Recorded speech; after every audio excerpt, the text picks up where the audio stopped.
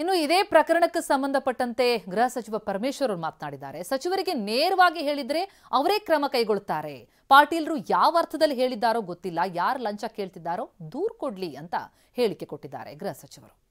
ನಾನು ಕೂಡ ಮಾಧ್ಯಮದಲ್ಲಿ ಗಮನಿಸಿದೆ, ಪಾಟೀಲ್ರು ಯಾವ ಅರ್ಥದಲ್ಲಿ ಹೇಳಿದಾರೋ ಗೊತ್ತಿಲ್ಲ ಅಥವಾ ಎಲ್ಲಿ ನಡೀತಾ ಇದೆ, ಯಾರು ಲಂಚ ಕೇಳಿದ್ದಾರೆ ಅದನ್ನು ಸ್ಪಷ್ಟವಾಗಿ ಅವರು ಮಾಧ್ಯಮದಲ್ಲಿ ಏನು ಹೇಳಿಲ್ಲ.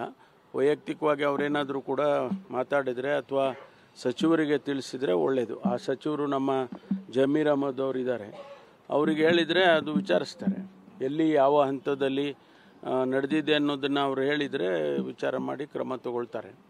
ನಾನು ಕೂಡ ಮಾಧ್ಯಮದಲ್ಲಿ ಗಮನಿಸಿದೆ, ಪಾಟೀಲ್ರು ಯಾವ ಅರ್ಥದಲ್ಲಿ ಹೇಳಿದಾರೋ ಗೊತ್ತಿಲ್ಲ ಅಥವಾ ಎಲ್ಲಿ ನಡೀತಾ ಇದೆ, ಯಾರು ಲಂಚ ಕೇಳಿದ್ದಾರೆ ಅದನ್ನು ಸ್ಪಷ್ಟವಾಗಿ ಅವರು ಮಾಧ್ಯಮದಲ್ಲಿ ಏನು ಹೇಳಿಲ್ಲ. ವೈಯಕ್ತಿಕವಾಗಿ ಅವರೇನಾದರೂ ಕೂಡ ಮಾತಾಡಿದರೆ